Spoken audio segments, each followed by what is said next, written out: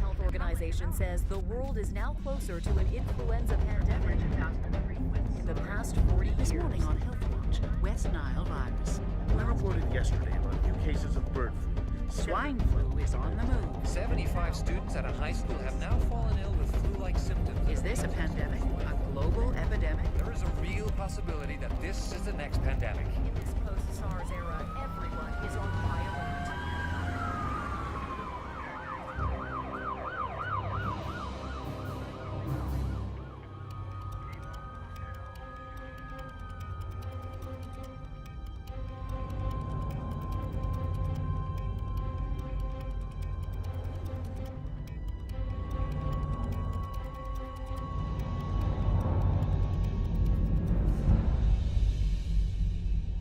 We are evaluating old threats in a new light.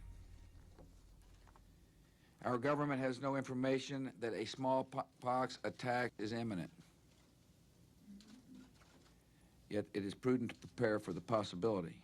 The smallpox virus exists. It exists, we hope, under conditions of maximum security, but nobody can be sure. Large epidemics and pandemics occur on a regular basis throughout history. And it will occur again, it definitely will.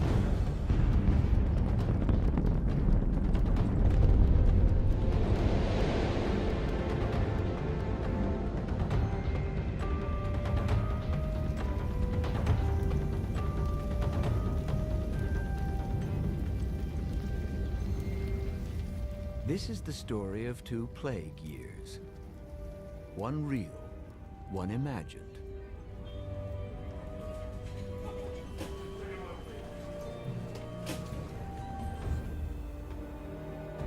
Two stories with eerie similarities, separated by more than a century. What happens to a city under siege from a deadly epidemic?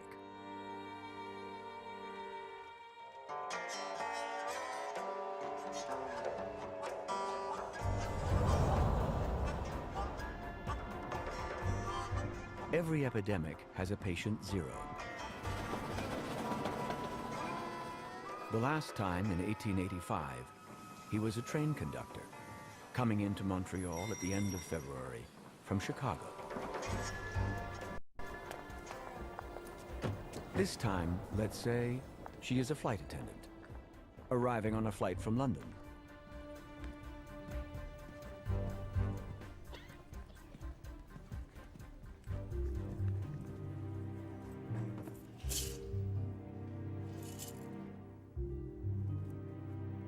Somewhere in London, under mysterious circumstances, she was infected with the smallpox virus. Early symptoms are identical to the flu. Here in Montreal, they're getting worse.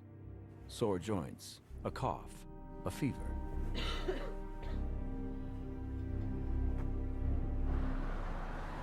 The next afternoon, she drags herself out of bed and heads for the nearest emergency.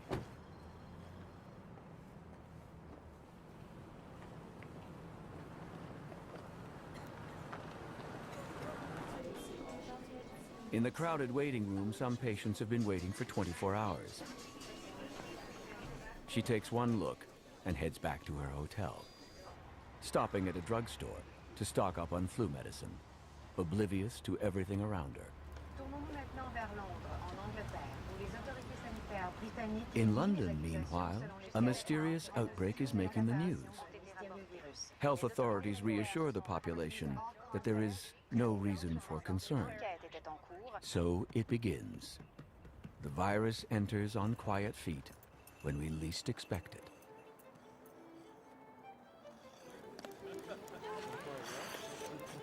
Montreal, 1885. The city of some 200,000 is a tinderbox, waiting for a match. French and English, Catholic and Protestant, locked in an uneasy dance.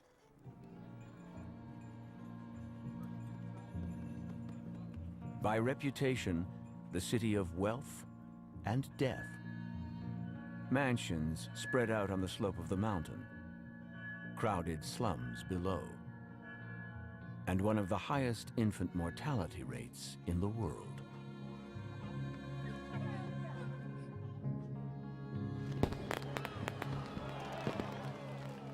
On the night of February 28th, while well-to-do Montrealers are celebrating winter with skating parties and fireworks, a young doctor named Thomas Roger is summoned by the Grand Trunk Railway to see a patient.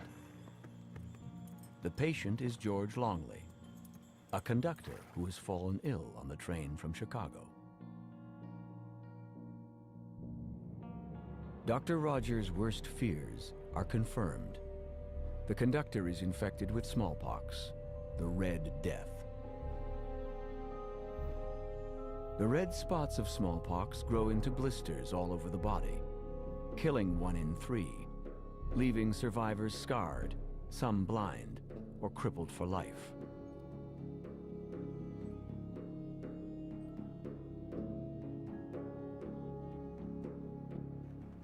Longley himself has only a mild case. In anyone he infects, the smallpox could turn fatal. Dr. Roger is vaccinated, but many in the city's poor neighborhoods, especially young children, are not. The doctor's first inclination is he's English. Take him to the English hospital, Montreal General.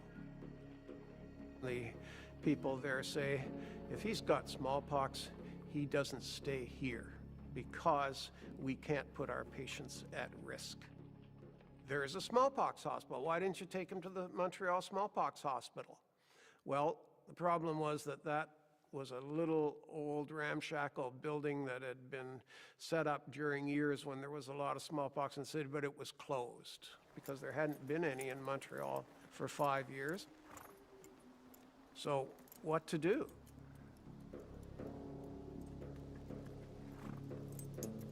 Alors, le docteur Rogers s'est en allé chez le docteur Hingston, William Hingston, qui était le chirurgien en chef à l'Hôtel-Dieu, parce que le docteur Hingston était irlandais, catholique.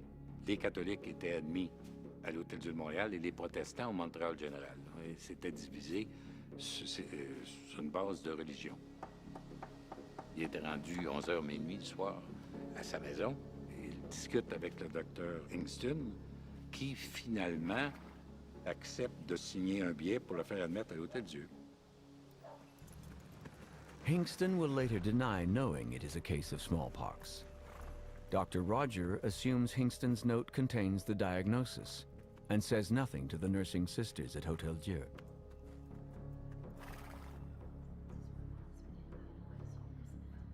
As for the nuns on night duty, they take one look at Longley, assume it is chickenpox, and find him a bed. In the build-up to great catastrophes, everything goes wrong. Small things as well as big things go wrong. You have little misunderstandings and chains of misunderstandings, and some things we'll never know the answer to. We don't know exactly what people thought that night. Dr. Roger heads home to his own warm bed. George Longley is now Hôtel-Dieu's problem.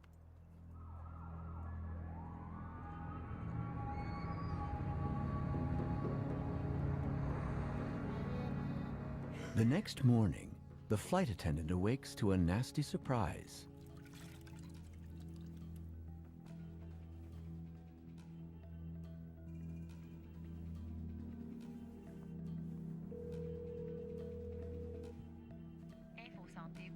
She decides against another trip to the emergency and calls a health hotline. Over the phone, the nurse tells her it's most likely chickenpox and she should go to a clinic. But call first to warn them she might be contagious.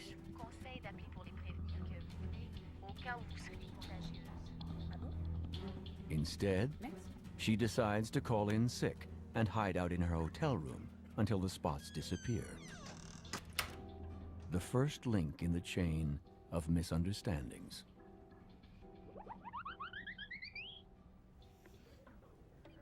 Like George Longley, the flight attendant is extremely lucky to have only a mild case. She takes her pills, tries to sleep.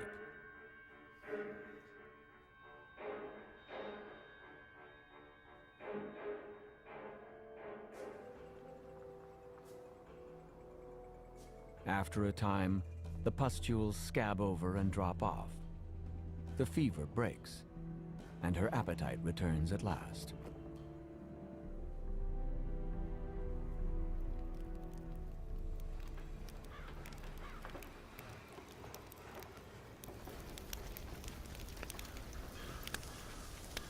The day after leaving George Longley at the Hotel Dieu, Dr. Roger returns to the contaminated railway car with an assistant, dragging out all the blankets and cushions, dousing them in coal oil, and setting them on fire, hoping to stop the deadly infection in its tracks.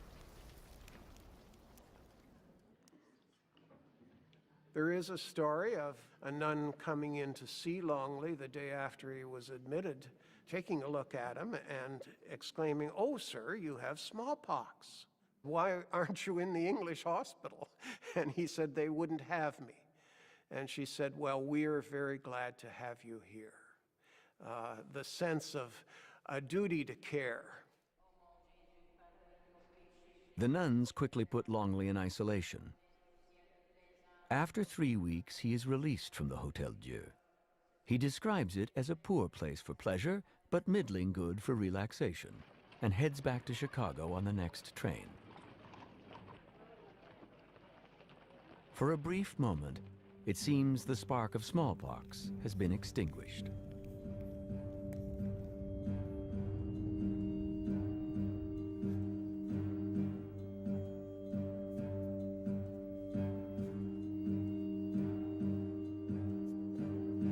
As for the flight attendant, she reports for work and heads off to the airport, still believing it was a freak case of chickenpox.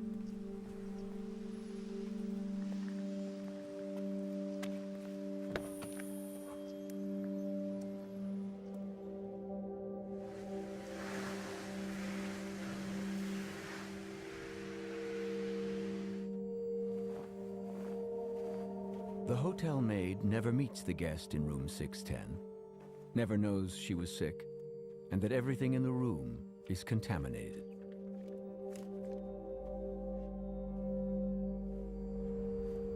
Before long, the hotel maid starts feeling sick. Then the red spots appear and get worse.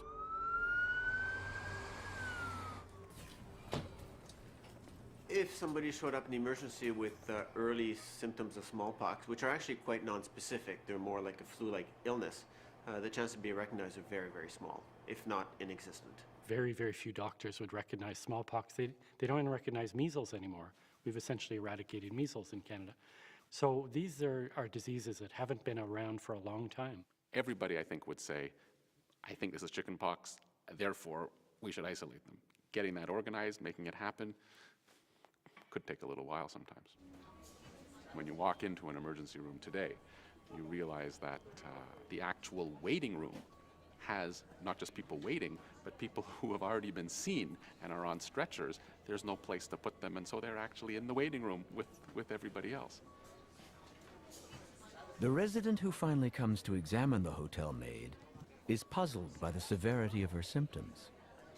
If a resident came up and says, look, this is not chickenpox, this is something quite unusual, we would bring in probably a dermatologist and an infectious disease specialist to take a look at the case.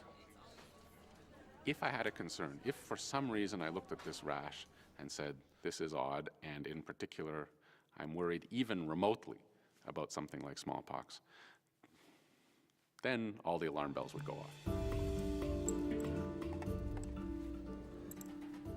The infectious disease specialist takes samples from the now isolated patient, sends them off to the ultra-secure National Microbiology Lab in Winnipeg, and waits anxiously for the results.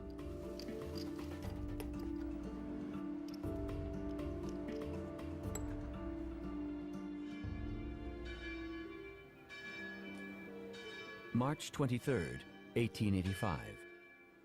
The nursing sisters of Hotel Dieu have been holding their breath as well. 2 days after Longley is released, an Acadian servant girl working in the hospital comes down with a fever and breaks out in red spots. The nuns immediately place her in quarantine. On April 1st, Pélagie Robichaud dies, and her name otherwise long forgotten, goes down in medical history. The first death of the 1885 epidemic.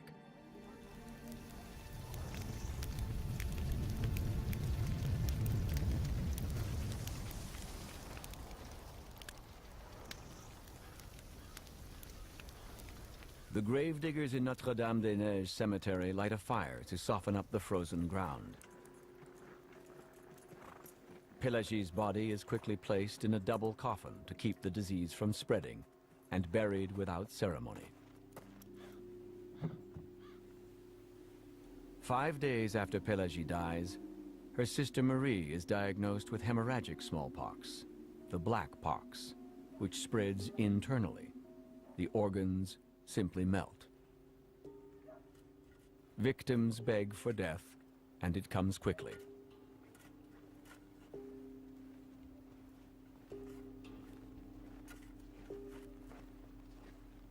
The virus has begun to spread.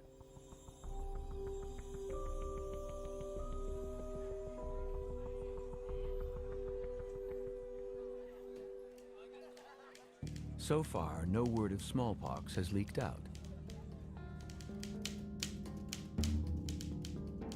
Instead, Montreal's 9 newspapers report that the city is bracing for an outbreak of cholera when the ice melts.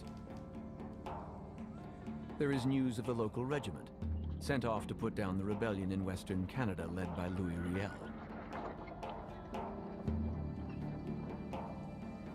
No word that the city's health committee ordered the smallpox hospital reopened because the press were excluded from the debate. It took an enterprising reporter from one of the newspapers, I think it was The Witness, to check the death returns and find out that this was happening. They thought they were going to contain the smallpox. Yes, a few people have died of smallpox. Okay, well, that happens, and we can control it. Sort of like C. difficile in hospitals today. Yeah, we're losing some people, but no need to be alarmed. But the cover-up is doomed.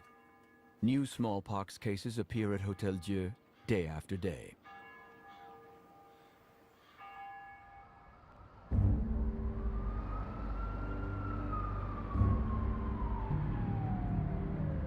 Back to the Montreal General. The next day, the hospital gets an urgent call from the lab in Winnipeg. The tests are positive for smallpox. The hospital is ground zero for the disease. Titre principal ce soir. La variole est apparue à Montréal. Selon les autorités, A reporter with a contact inside the hospital breaks the story, and the rest of the media scramble to catch up. sont maintenant choqués et incrédules. Even if there was a whispering of smallpox, we'd be all over it, there's no question. But how quickly would you get the information? I'm not sure. I think you'd get it pretty quickly. We knew about SARS, you know, almost as quickly as the medical authorities, because people talk. The patient's identity is not released. In London, England, more than 20 cases of smallpox have now been confirmed, and cases are showing up in cities around the world. Within hours of the story breaking, journalists scramble to file reports explaining how the deadly disease could return from the grave to stalk humanity once again. By 1979, according to international agreement, all stockpiles of the virus were to be either destroyed or shipped to one of 2 laboratories, the Centers for Disease Control in Atlanta, Georgia, or a similar facility in the Soviet Union for final destruction at a date to be determined. Then, as the Soviet Union collapsed, disturbing rumors started leaking out. Defecting scientists confirmed that even as Soviet doctors were fighting to wipe out the disease in the rest of the world, the Soviet military was engaged in a massive secret program to develop smallpox as a weapon of biowarfare. The program was eventually canceled. The man in charge before he defected to the United States was Kanajan Alibakov. Now he worries about his former staff. Thousands of people know how to work with smallpox virus, and where these people are and what they're doing, of course, nobody knows, and it makes me nervous. On suspecte une attaque bioterroriste et les forces de sécurité du monde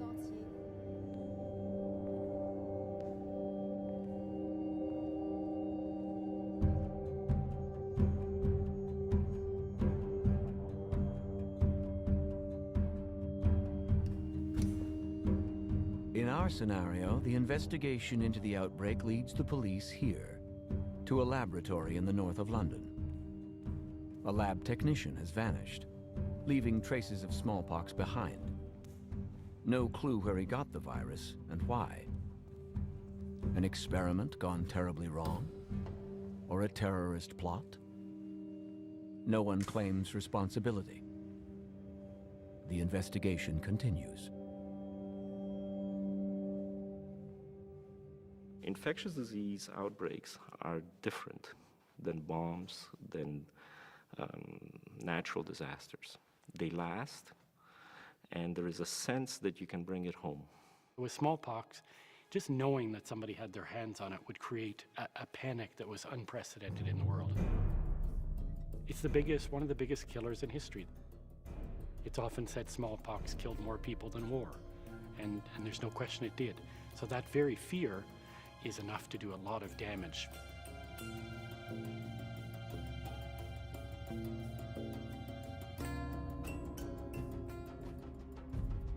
We have an emergency management plan, and if somebody were to say the word smallpox in our emergency room, once that was said, things would happen pretty fast. Dr. Langton, neurology consultation. Dr. Fortier. Dr. Iskander, psychiatry. There would probably be a fair sense of panic within the staff. Patients that have been coming through the emergency in that surrounding area would have to be advised that they might have been exposed and they would have to isolate themselves. This, at that point, falls into the hands of the public health authorities. The plan, smallpox, is essentially a worldwide emergency. It's not just a city or a province or a country. I mean, the minute anybody thinks that they have a smallpox case, everybody from the local public health to the provincial public health, to the Canadian public health, to the CDC, to the World Health Organization, suddenly becoming incredibly excited. We'll be sending notifications very rapidly within the provinces to the hospital so that we can tell physicians smallpox has reappeared. Please look out for the following symptoms. And we may send them photographs of examples of what smallpox might look like. The main part of the national contingency plan for smallpox is a strategy that we call search and contain. So you need to know all the different contacts that the case may have, and public health will need to then chase up all of those contacts. Who of the hotel maid's contacts is infected? And who brought the disease to Montreal and infected her? The task is monumental. Hotel guests come and go, and patient zero is long gone.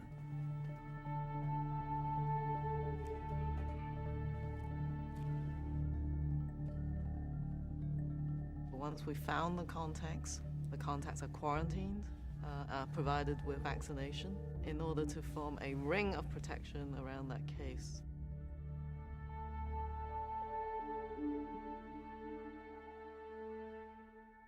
Well, you know, it's easy on paper to say who's in charge. I think the plan looks pretty top-down. In reality, the local people are who really matter because they're going to be there. And in practice, I think, we saw this with SARS, that nobody was really in charge. We, in Canada, often become victims of our government arrangements. And that's unfortunate, and it would be tragic in a case of an infectious illness like this. I don't hold out a lot of faith that there would be somebody in charge quickly enough. Health authorities are warning Montrealers not to visit hospital emergency rooms. A hotline is quickly set up. The wing of a hospital is turned into an isolation ward, and shipments of vaccine are rushed to the city. But how many have already slipped through the rings of containment, spreading the virus wherever they go?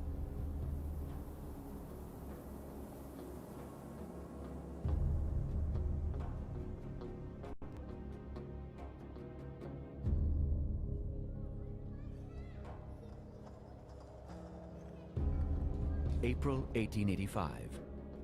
In the days following the deaths of Pélagie and Marie, new cases continue to appear in the Hôtel Dieu's crowded wards.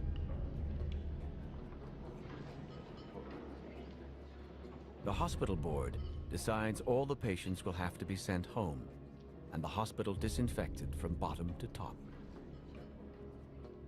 This turned out to be a really disastrous decision because in sending home people from Hotel Dieu who were contaminated with smallpox, you then move smallpox onto the streets of Montreal. Now it was abroad in the city.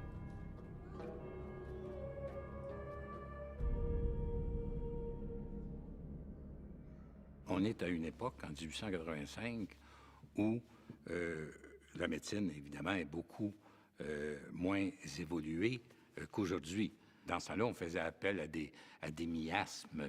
On appelait l'air vicié, on appelait ça miasme, et plusieurs maladies qui étaient transmissibles comme ça d'une personne à l'autre, on disait qu'elles étaient dues à des miasmes.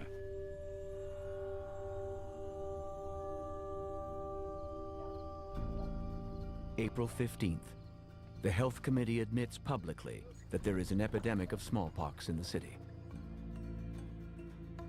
Public vaccinators immediately go to work, vaccinating anyone for free. But there are only 2 of them, for a population near 200,000. Private doctors charge $1, a laborer's entire daily wage, to vaccinate just 1 child.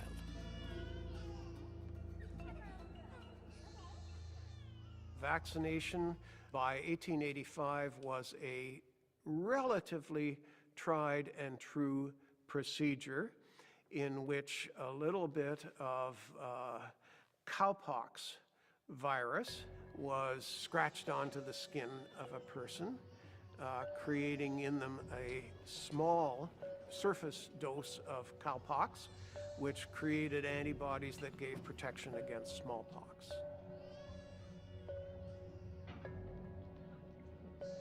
Mais il y a eu beaucoup de résistance. C'était la première fois dans l'histoire de la médecine qu'on prévenait une maladie en donnant une autre maladie. Alors ça faisait peur aux gens. Puis d'autant plus que cette autre maladie provenait d'un animal, en particulier la vache.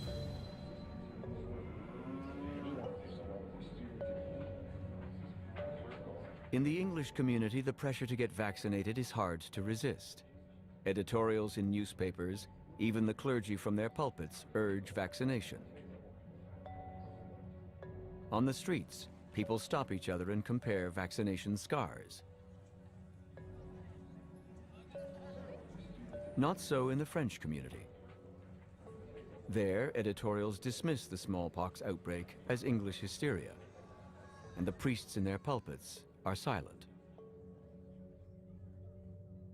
Worse than that, you begin to get really disturbing reports that people are saying there's something wrong with the vaccine, or the vaccine is causing sickness. The rumors are true. The vaccine in use turns out to be contaminated. The English doctor in charge of supplying the vaccine is fired, but the damage is done. For opponents of vaccination, the bad vaccine is a golden opportunity.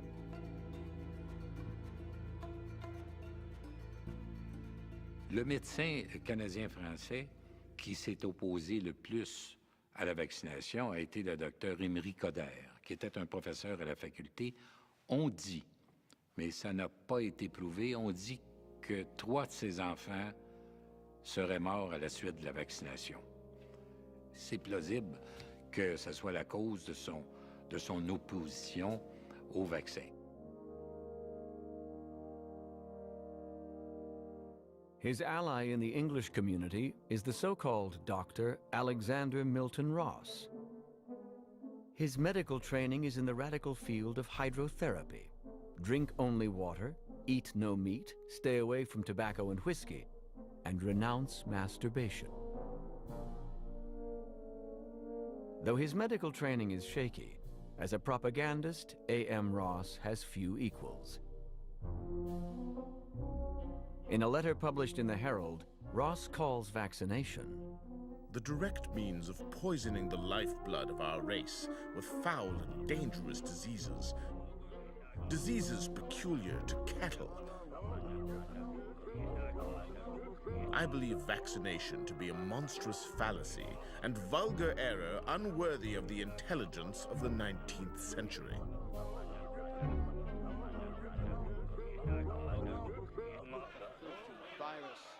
After long and angry debate, on May 11th, the Health Committee backs down and suspends public vaccination.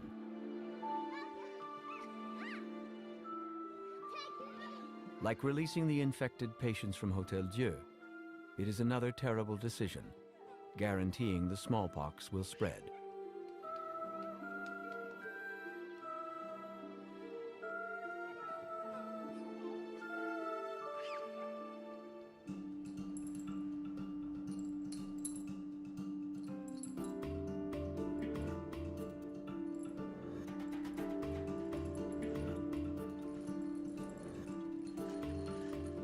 More than a century after the 1885 epidemic, vaccination is widely considered the answer to any contagious disease. But smallpox vaccine raises a host of troubling questions. The amount of smallpox vaccine that Canada has stockpiled is just over 6 million doses, which is not enough to vaccinate the whole of the population of Canada. But because our key strategy is to surround the case and to put rings around the case itself, it may or may not take very much vaccine. If there are more cases in a community, it's possible that a community might have to be vaccinated, and that will involve more vaccine. That's obviously been a matter of some controversy because there is no currently available, widely available licensed vaccine. For the moment, although people are working and testing new vaccines, what we have is essentially stocks of old vaccine. And old, I mean more than 30 years old, that have been sitting in freezers. How good is that old vaccine? How many people could we possibly vaccinate with our current stock? Some of those basic questions we don't even know.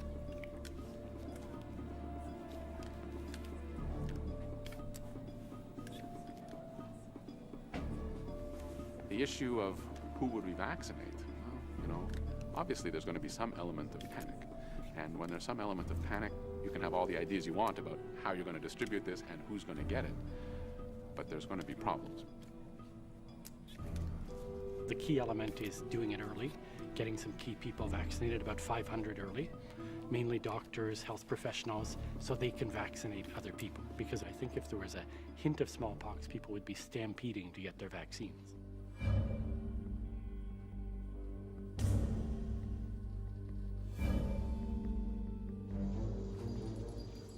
The problems are not just logistical with a vaccine as powerful as the one developed against smallpox. Smallpox vaccine has one of the highest rates of side effects of some of the vaccines that we have. Certainly with the vaccine you can get a fever, maybe at least 10% of people could get a fever.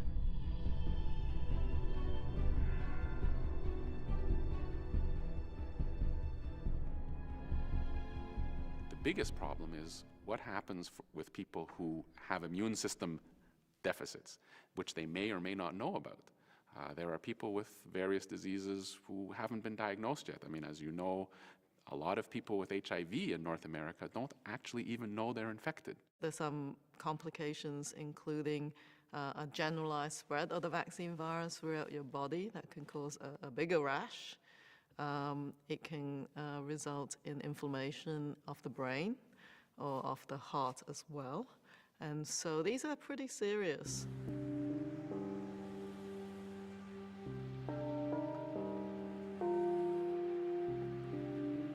In the midst of a spring snowstorm, the smallpox outbreak claims its first victim, the hotel maid. Her death is hushed up, and the funeral is held in private to avoid publicity. The media have discovered that many of the first to be infected are from the city's Caribbean community. The hysteria begins. we're on the air. Yes. I'm telling you, I've got nothing against these people, but it's like AIDS all over again. I mean, Hang on now. how come when these immigrants Montrealers stay away from Caribbean stores and restaurants. start bringing Black children are called names in the schoolyard. Businesses start to suffer. The Caribbean community is under siege.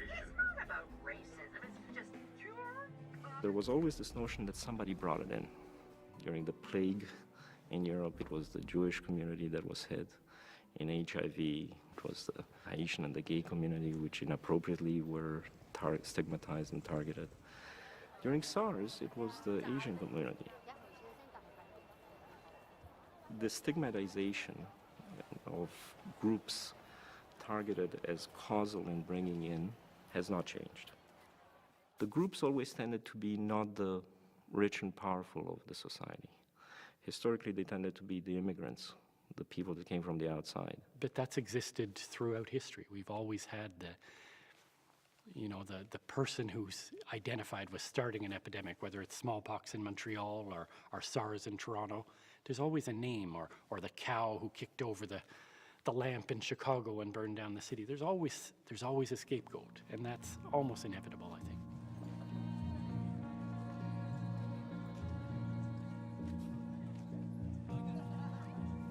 Blaming the immigrants is an old story.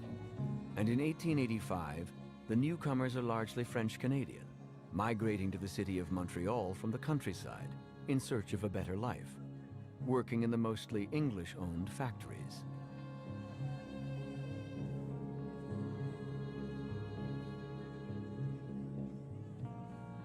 There are political issues in Canada that have been dividing English and French for generations. And now you've got a disease issue that cuts right through the central fault line. And of course, bigotry generates bigotry. And expressions of that bigotry start seeping into the newspapers. Du côté francophone, c'était la Minerve qui s'opposait à la vaccination et qui appelait d'ailleurs la variole le mal des Anglais, qui est venu par un Américain de langue anglaise. Et chez les anglophones, le journal le plus violent a été le Herald contre les Canadiens français. Le Herald est tombé tout de suite dans le racisme. An anonymous writer offers his own radical solution to the smallpox problem. Let English capitalists, manufacturers and employers of labor drop off all the French help. Have only English-speaking people who are vaccinated and who are not afraid to use soap and water. And it will soon be seen how that will stir up action.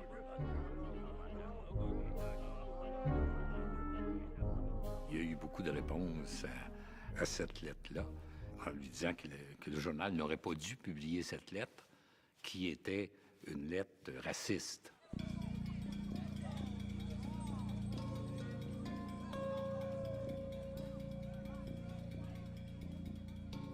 The response was to be properly outraged.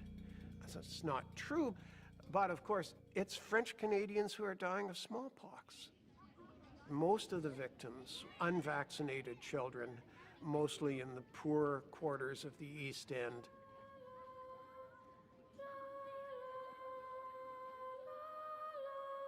By the middle of May, some 25 have died, and another 50 have been infected.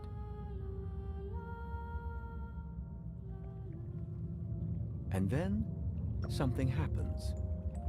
As the annual floodwaters recede, the number of new cases starts to decline.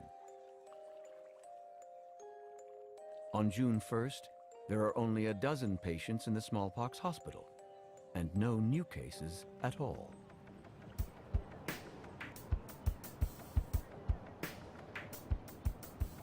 So it is this time around. Schools all close early for the summer, and children are sent home, supposedly to be quarantined indoors.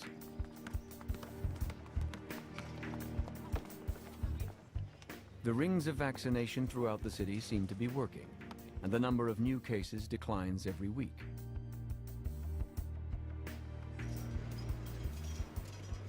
Under pressure from the business community, City Council decides the summer festivities can go ahead as usual.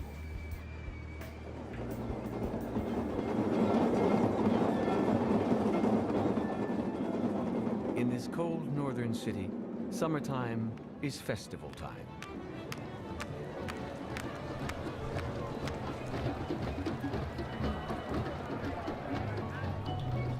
Even the annual Caribbean Festival draws packed crowds, now that the finger-pointing has died down.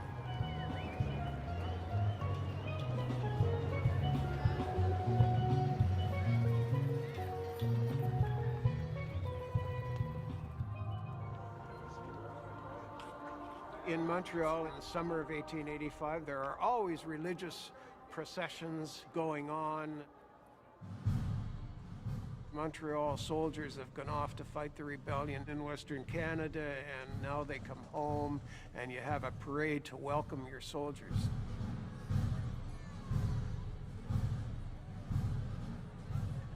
The big event in the summer of 1885 was when Buffalo Bill appeared with his Wild West show. Everybody has to go to see that. You can imagine the little children pleading with their mothers, "Oh, my spots are just about gone."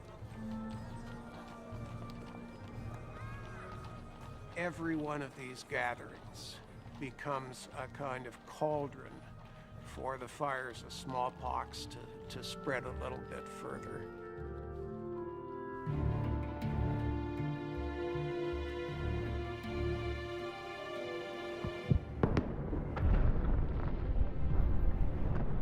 Crowd after crowd after crowd, spreading the virus. Even the flight attendant, long since recovered, returns to the city whenever her schedule permits. Does she have any idea of her role in this deadly drama?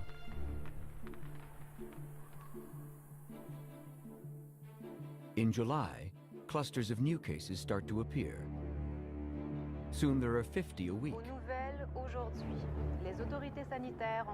Once again, the media sound the alarm. Bringing the total since the outbreak to more than 1,500, including 236 deaths. More vaccine is rushed to vaccination centers around the city. The World Health Organization warns visitors to stay away from Montreal.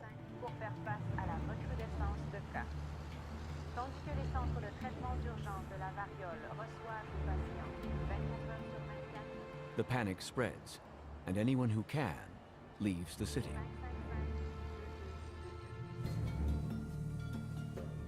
So it is in the summer of 1885. An exodus as the rich close up their mansions, leaving the servants to stand guard and head up the river to their cottages or to fashionable summer resorts.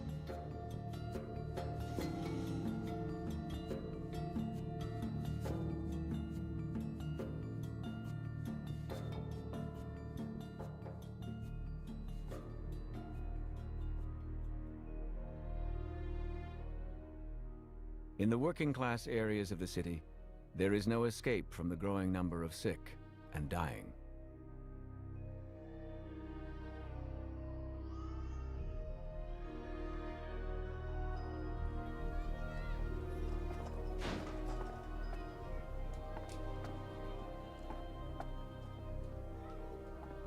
You wanted to bury smallpox cases as fast as possible, get them into bags and coffins, and get them into the earth. They were highly contagious.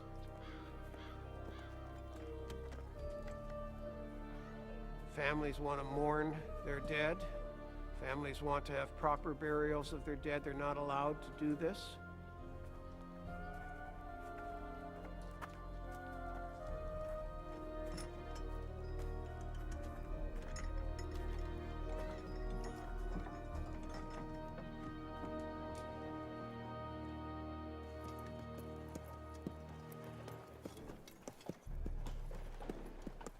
Throughout the blazing hot days of summer, the black smallpox van becomes a familiar sight, trundling up and down the streets of the East End.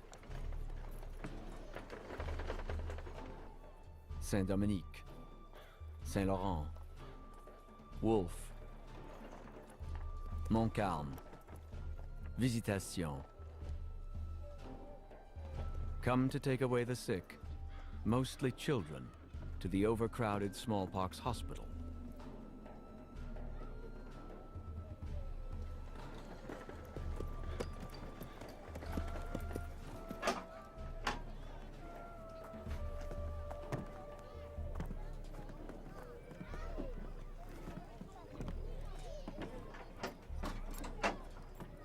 By mid-July, the number of dead is close to 200, with another 400 infected. And the epidemic is only just beginning to gather momentum.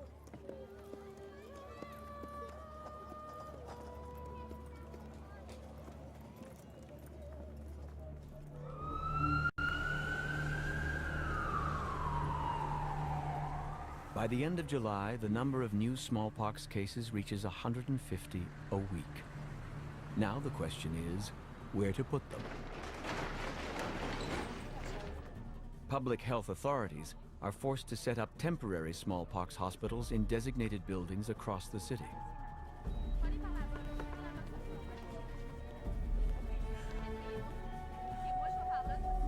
The outbreak would, at the start, spin a little bit out of control. Diagnoses would be made late, people would be exposed, there would be some chaos, there would be some lack of cooperation. Disease would spread more than we would want it to. Theoretically preventable, but things wouldn't happen the way we planned. Medical supplies, equipment, and vaccine stocks pour in.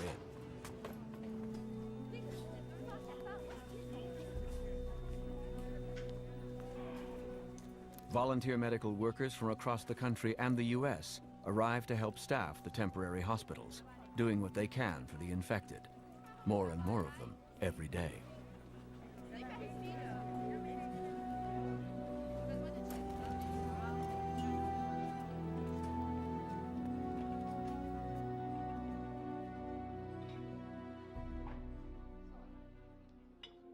August 1885.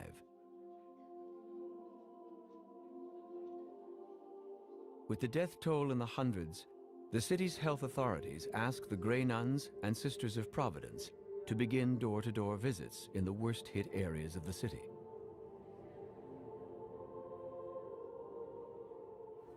They fan out from their convents, offering whatever assistance they can: food, clothing, and the small sums of money the city has authorized them to distribute, with strict orders not to give any to families that include drinkers. The nuns record what they find. 11 personnes contaminées dans la même maison. Le père, un peu plus solide. 11 infected in the same house. The father, a bit stronger, struggles to take care of the others. 2 infants dead. A boy of 19 dying, ruined and half dead for days. Every day, and some days twice, we have been visiting to bring help. The young man dies, his body falling in pieces. We scrubbed and washed from top to bottom, killing many of the rats who were everywhere. Washing the poor victims every day. 85 Vigier Street. Sarah Hainaut, age 33, and Alexis Frappier, age 41. Married 15 years. They have 7 children. At the beginning of September, Albertine, age 10, dies, followed shortly by the oldest child, Joseph Albert, age 12. Only 2 survive: Berthe, age 10, and Arthur Alexis, 6.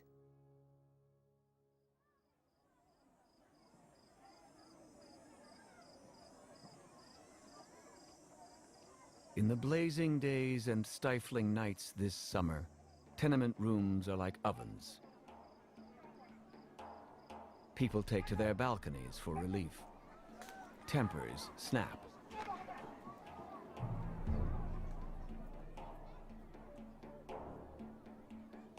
Many in the city's working-class neighborhoods work from home, taking in laundry, or sewing, or baking, or live above a store.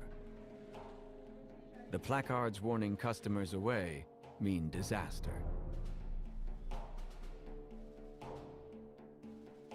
Attempts by the health police to quarantine infected houses is met with fierce resistance.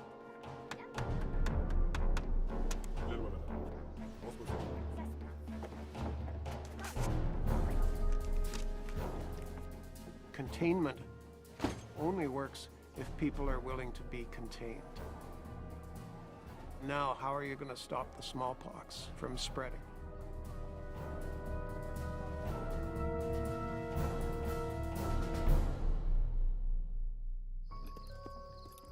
The toll continues to rise. Some 500 dead in the month of August alone. Rumors start to spread about the conditions inside the smallpox hospital. As you began filling it with cases, it became a ghastly hellhole. Understaffed, no significant treatments. The kinds of personnel who would do this job were some of the dregs of the healthcare community. And so the smallpox hospital became a fearsome place.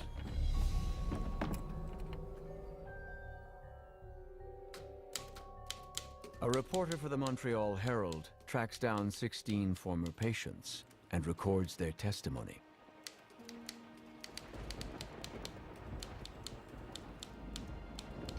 You awaken at night at the hospital to hear the noises of smallpox.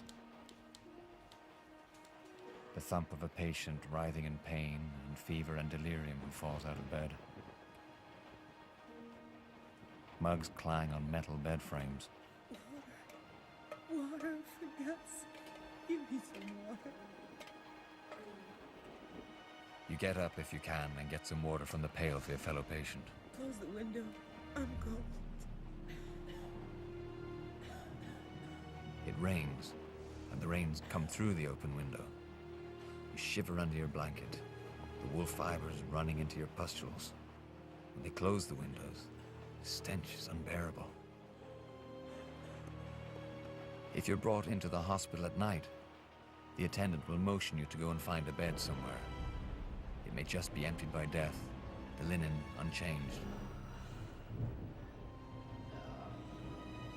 There appears to be no remedy, no relief for the victims of the black pox, many of whom are children. The victims moan and cry out, die with no one at their side, not even a priest, and are carried off and jammed into coffins. Some say that 2 or 3 bodies are sometimes put in the same coffin.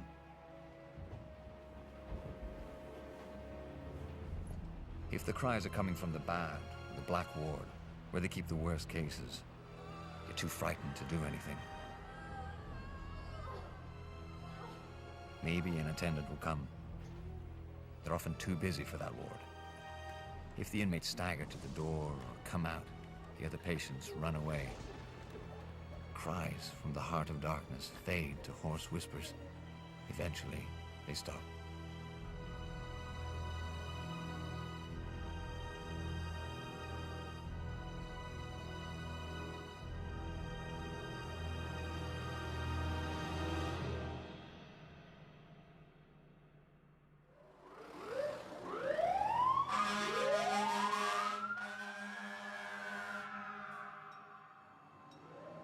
L'Organisation mondiale de la santé a annoncé announced today that Montreal is being placed on the list of quarantine cities.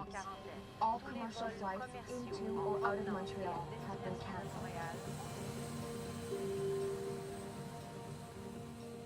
Mid-August, with school openings 2 weeks away, health authorities weigh the risk of side effects, then announce compulsory vaccination of the entire city. Students without vaccination certificates will be turned away at the door. A strict quarantine order goes into effect. Those who refuse vaccination and quarantine will be detained. Tonight, confirmation of the first known death due to the smallpox vaccine. At the beginning of September comes the first death due to the side effects of the vaccine. The unidentified man was suffering from immune deficiency due to AIDS.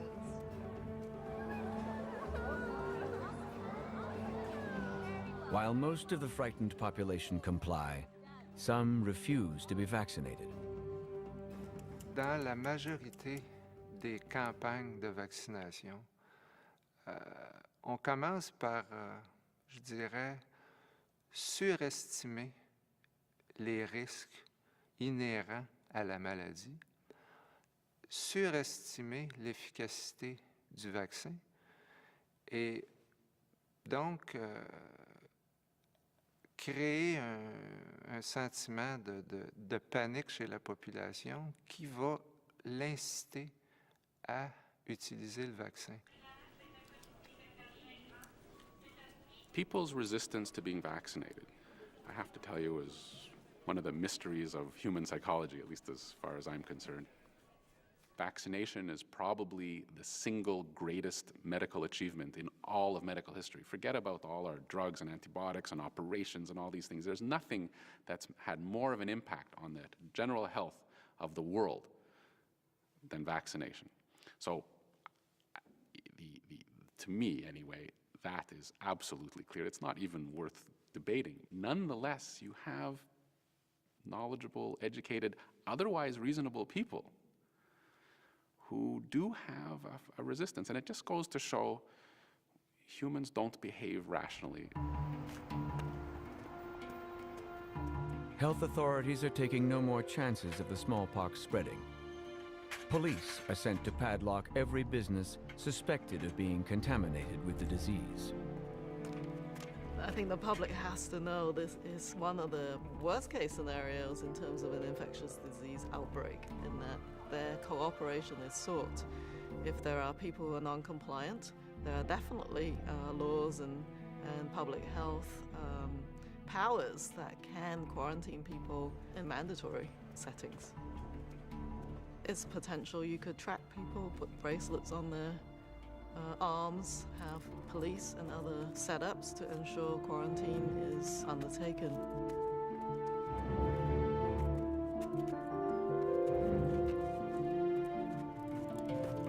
It is better to be preemptive and precautionary and take the heat of people thinking you might be overreactionary, get ahead of the curve, and then think about whether you've overreacted later. But it's such a serious situation that I think decisive early action is the key.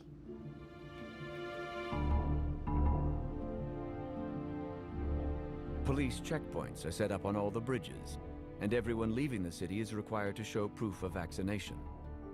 Those who refuse to cooperate are taken away to temporary detention centers.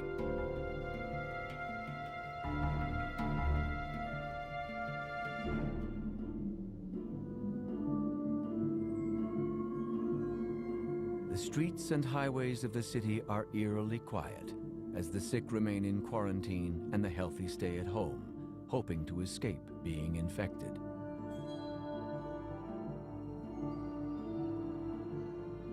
The outside world turns its back on Montreal, just as it did once before.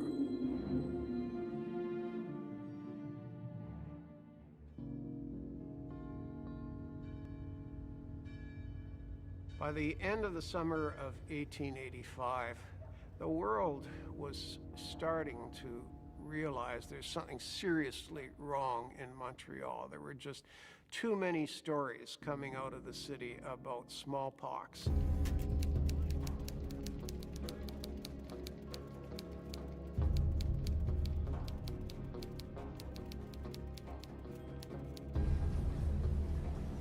The climate of fear of smallpox began to envelop all of North America, and Montreal was the place that you feared.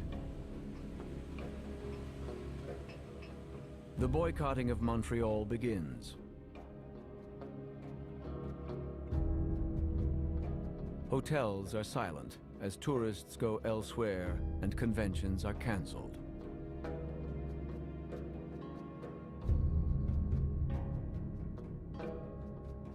Montréal, à ce moment-là, était... il y avait des industries. On fabriquait beaucoup de souliers. Les cigares de Montréal étaient les plus réputés.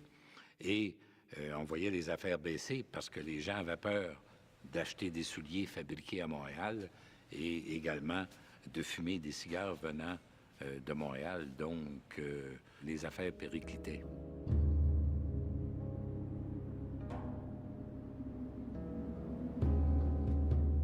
Basic goods are in short supply as freight workers, long-distance truckers, and ship crews are reluctant to risk stopping in Montreal. Factories close. Stores are boarded up. Workers are laid off.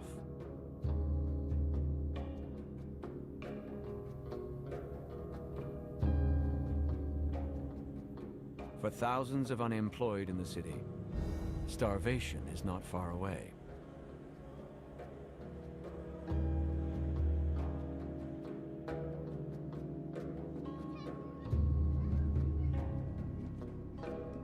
And we think it can't happen, but it has happened. And when the SARS virus struck Toronto, the sense of déjà vu was absolutely stunning. We were seeing attitudes and concerns spring up again that echoed 19th century responses to epidemics in the most eerie kind of way. We were seeing the rest of the world beginning to boycott Toronto because of SARS, just as Montreal had been boycotted in 1885.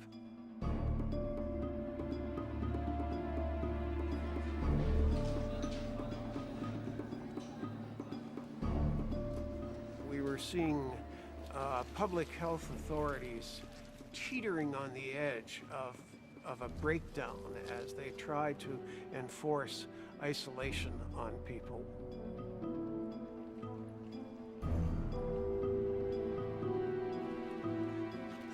We were also seeing fear of germs, a fear of poison, viruses, on such a scale that you were beginning to wonder where rationality could be found.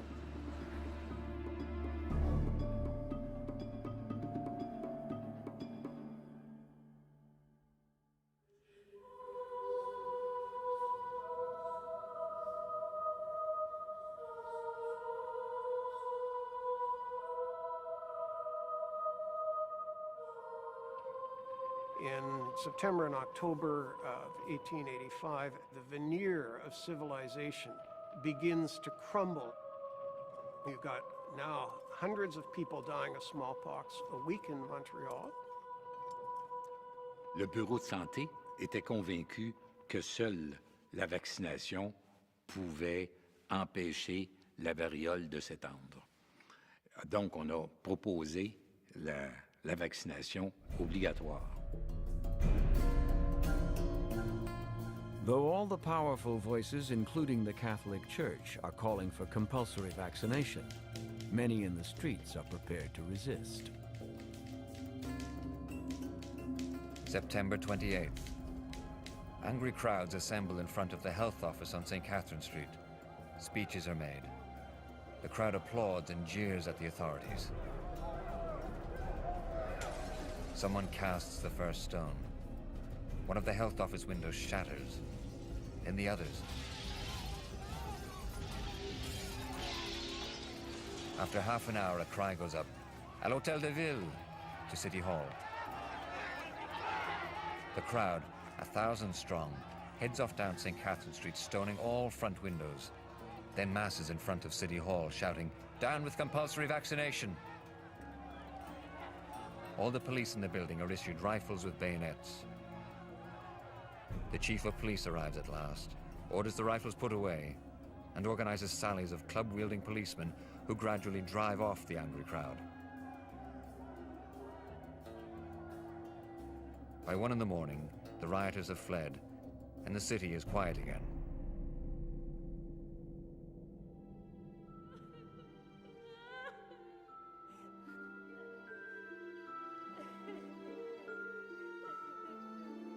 About 2 o'clock, people living near City Hall report being awakened by sobbing and wailing from outside.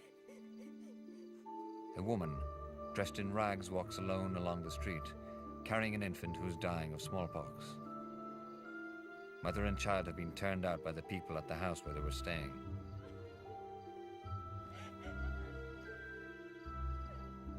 The onlookers hear the terrible story, turn out their lights, and go back to bed.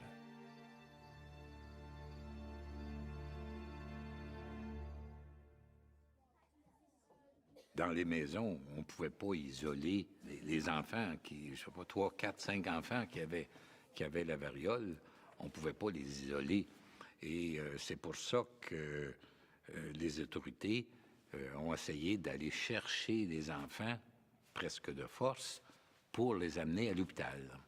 Et les parents, souvent, s'opposaient à se séparer de leurs enfants et on résistait. C'était une résistance violente. Et c'est là que se situe l'affaire Gagnon.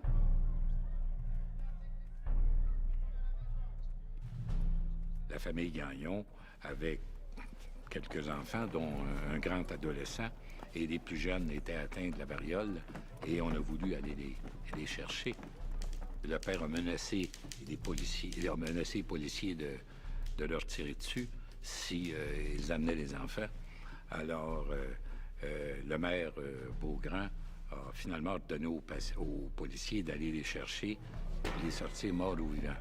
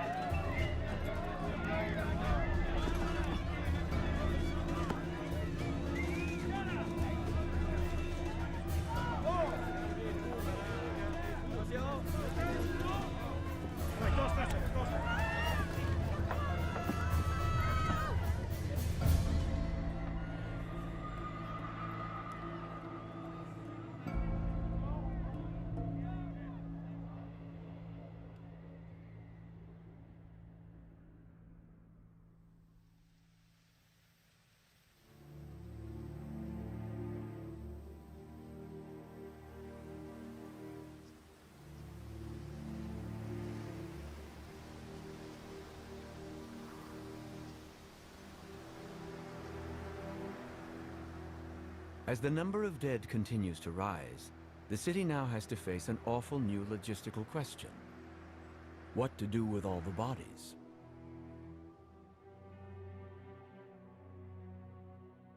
For now, let's say for Montreal, we believe close to 2,000 places. We can upgrade this for twice, but let's say, hope that we don't need to go there. But let's say that all the body has to be cremated. The problem is that we don't have enough machine cremator to do this.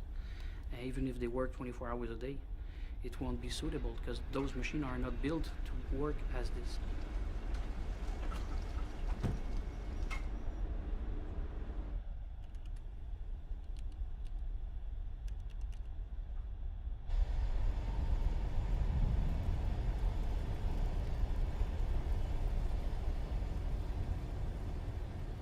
Le gros dilemme pour nous, c'est qu'on est capable d'opérer davantage, de faire plus de crémation, plus d'enterrement également.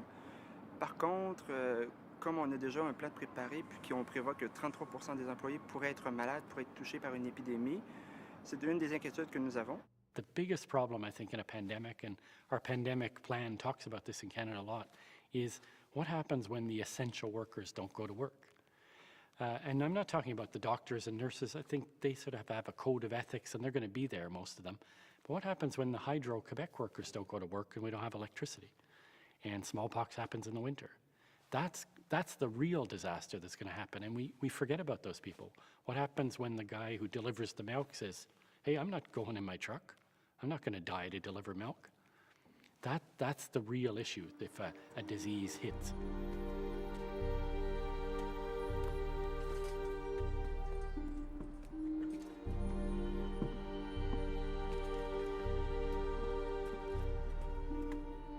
The first thing is to have our people at work. That's the first thing you have to do because you need their help.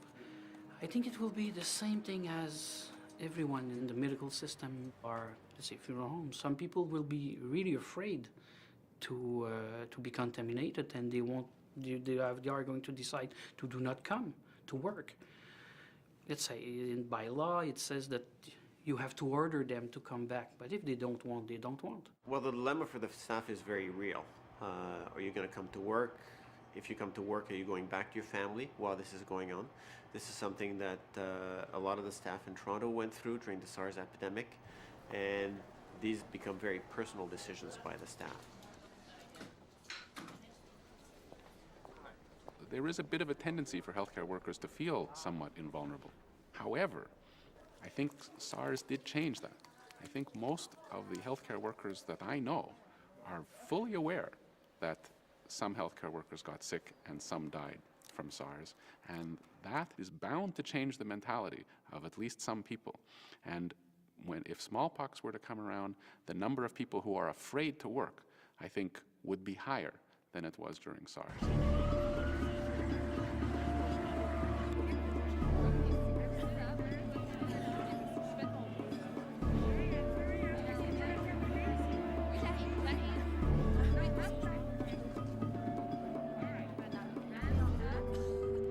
In the last weeks of October, the crisis in the temporary smallpox hospitals comes to a head.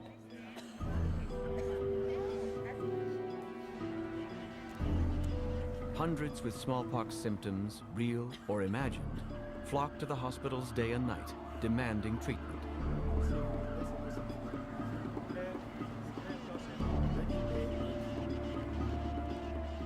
There are not enough beds, not enough medicine, or blankets, or supplies.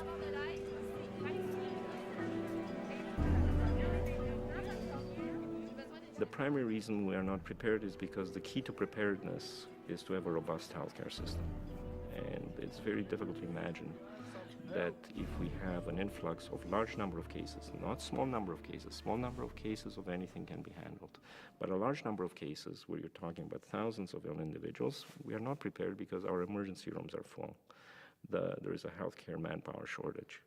So it's not likely at this moment that we would be capable of handling it.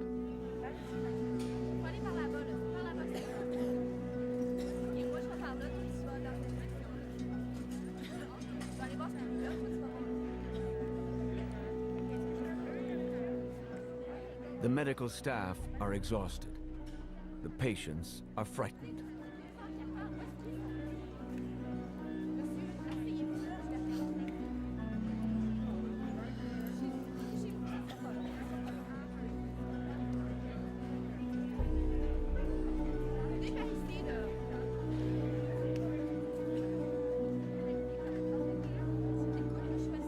With so many essential workers either unwilling or unable to report for work, the city is experiencing rotating power outages.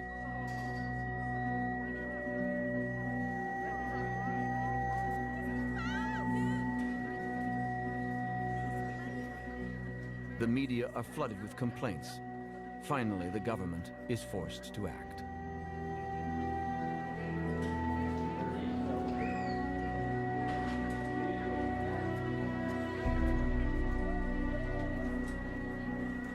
À la une ce soir, à la demande du Premier ministre du Québec, l'armée canadienne a été mandatée pour aider avec la crise de variole à Montréal. The army is called out. The first time troops have been seen on the streets of the city since the ice storm of 1998. Soldiers are stationed at the smallpox treatment centers to help cope with the flood of desperate patients.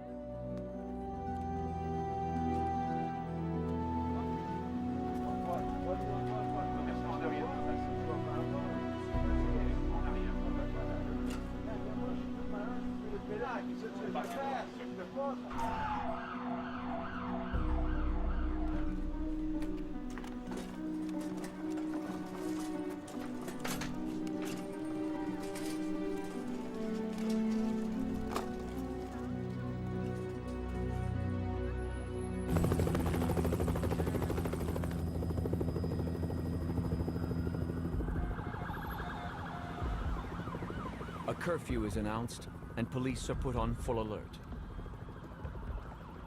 When all public gatherings are cancelled, including the first hockey games of the season, Montrealers take to the streets in protest.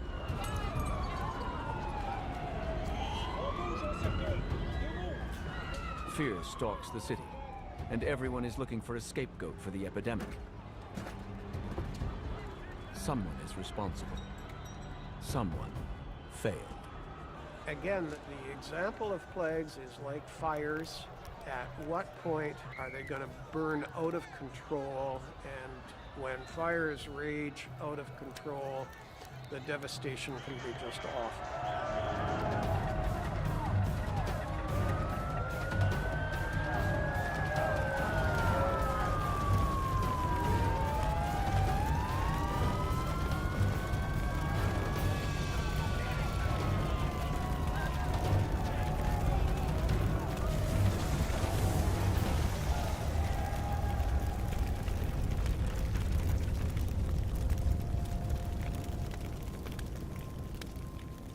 In the last days of 1885 in Montreal, most of the tumult and the shouting had died down, the rioting had stopped, and there was just a kind of grim street by street, house by house wrestling with the smallpox, stamping out burning ruins of fires, one house at a time.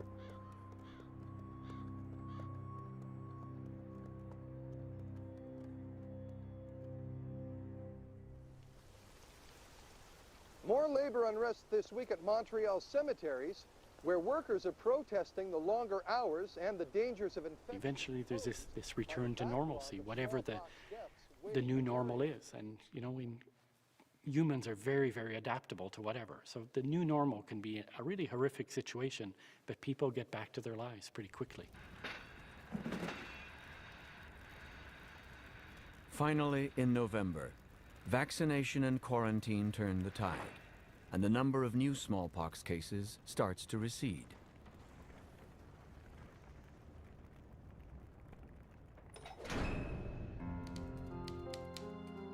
Monday, November 16th. Louis Riel, convicted of treason, is sent to the gallows. Street demonstrations and protests erupt in Montreal. Riel, the speechmakers say, is one of our own. His death is our death. Thousands upon thousands of words for Riel. On the day of his execution, there are 20 reported deaths from smallpox. All but one, children. The youngest, 1 year and 1 month. The oldest, 9 years and 6 months. Riel gets all the attention. The children, none. Diane Cadot, 1 year, 6 months. H. Charbonneau, 3 years. Marie Tessier, 1 year, 11 months. Oscar Sigouin, 1 year, 3 months. E. Menard, 3 years, 6 months. Amanda Leroux, 3 years, 3 months. Arthur Fréjot, 4 years. Marie Riel. And as the month of the dead comes to an end, the bells toll on for those taken by the plague.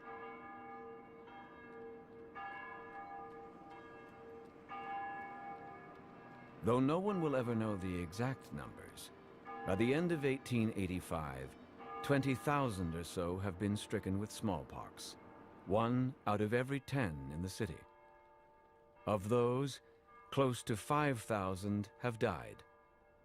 90% of the dead are French Catholics, the vast majority children under the age of 10.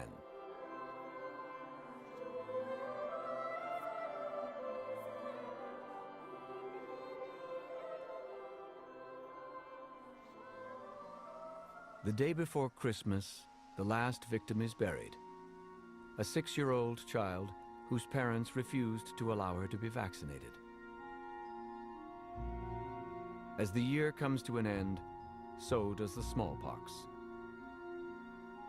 The vulnerable have all been taken, and the survivors are safe, for now. It's been a dramatic year for Montreal. Some are saying the worst year for the city since the last smallpox epidemic in the 1880s. Over 11,000 people infected with smallpox and a final death toll of 2,806. At the end of December, the World Health Organization lifts the quarantine on Montreal, and health officials announce the epidemic is officially over. All Montrealers seem to want now is a return to life as it was before.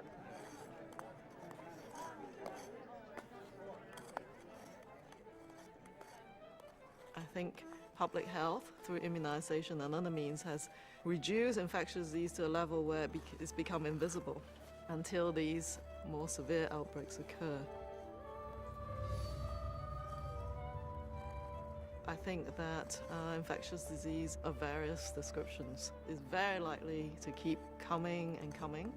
So rather than just disease-specific plans, we have to have a sort of all-hazard infectious disease response as well. I think we made pretty well all the mistakes we can make with an infectious disease with SARS, and hopefully we won't make them next time when it is really something serious.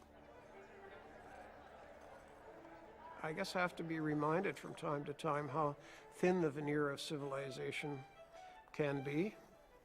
The lessons of 1885 and the great age of infectious disease, we thought we had all learned by, say, the 1960s, and then we sort of forgot them, and they had to be relearned all over again with AIDS.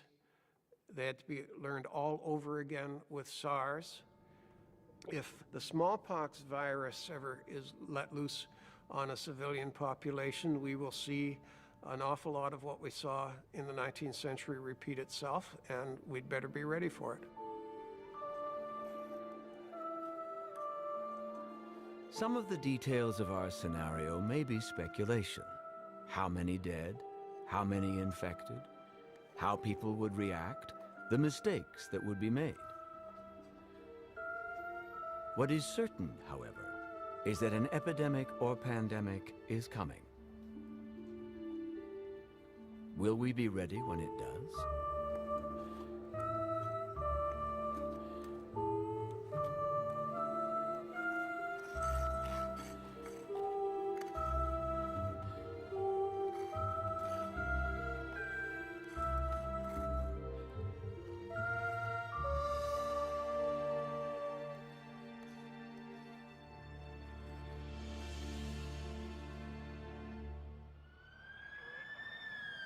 In the news today, health authorities in Toronto are reporting the first cases of an unidentified, highly contagious virus.